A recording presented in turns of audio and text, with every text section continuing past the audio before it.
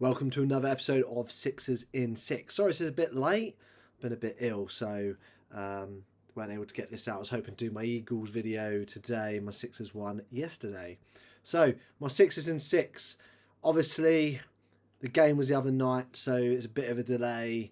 So I've had a bit more time to kind of absorb it. But where do we start? We've got to talk about Embiid's massive game, 59 points.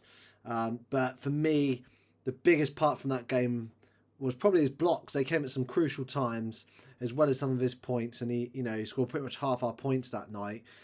So he definitely deserves massive props for that. And it's 3 years in a row now where he's had a 50+ point game in the regular season. So it just proves how dominant and how great Embiid can be when he's there and healthy and fit. He always takes a few games to get into it in the rhythm, and I think the MVP tour starts right now, or started the other night when he dropped that 59er. So it was a good win. We needed to get that win. We needed a couple of wins to get under our belt because we've got a tough game this weekend against the Bucks, which, let's be honest, probably going to potentially lose, especially with no Harden. But I do fancy our chances. I do think that we could potentially win that game still. But the problem we've got is, despite Embiid's big effort, it just highlights our issues. We still need that improvement from the bench. The fact that one player had to score half our points or close to half our points that game really is concerning, that we're not getting it from the others. Maxey had a down game, and I expect him to get better. And Harris made some good shots at some good times, but it wasn't enough. We still needed more from Harris as well going into this game this weekend. But Rivers' rotations are slowly getting there.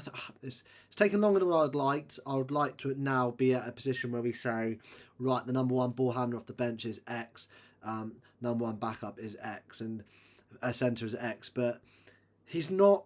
I'm still not convinced who he prefers as the backup centre, and if he's trying to find the mismatch, because I think he's used Paul Reed sometimes in a good situation, sometimes not, and the same with Harold. So I'm like, which backup big you're going to use? But at least you're trying to experiment. But you need to quicken this up and be better with the rotation there. Niang's massively stepped up, and as Kate says, bang bang, George Niang. How are we going to get him these shots and stuff? Because he's clearly, when he gets that open shot, is going to make it more times than not, and probably our best 3-point shooter. So we need to get him involved, and I think he's got to be our sixth man at the moment. When he's hot, you've got to keep him in there, and I know Rivers did that the other night when he had a big game. So that's one positive that we need to look at, but we need to get him more because he wasn't as involved the other night. And I would like to see Melton get do a bit more as well, and improve a little bit. I've got no intentions to play Shake. Really, I don't. It's not my thing. Shake has let me down multiple times after showing so much promise. His contract is friendly, so that means I want to keep him on the team and use him when we have got injury problems and stuff like that. But I don't want him as a consistent rotation player right now. I was on a podcast with my good friends on the UK Sixers, in Ben and Bobby yesterday, which hopefully comes out later this week.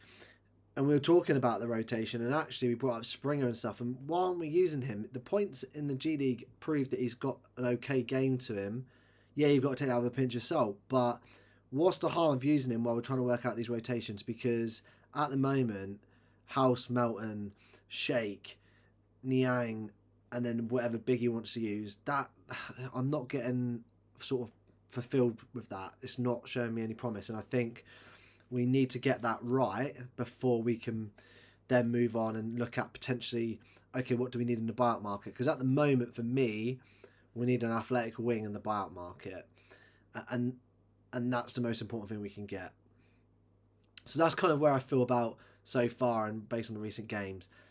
KD, I've done this before, but I would not trade for KD because of that very reason. So the rumours about KD, I wouldn't sign him purely because he's too slow now and old. Now, in the playoffs, that the game does go more half court, so you do think, okay, he'll be beneficial there.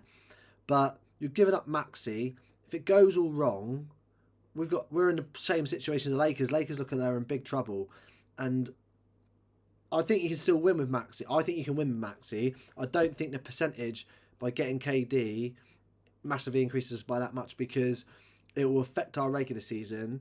We're not going to get the first or second seed, in my opinion, but by getting KD and having to rest him, rotate him because of his age, getting ready for the playoffs, means that we might become a 4th or a 5th seed, and we're going to potentially lose home court advantage in the second round.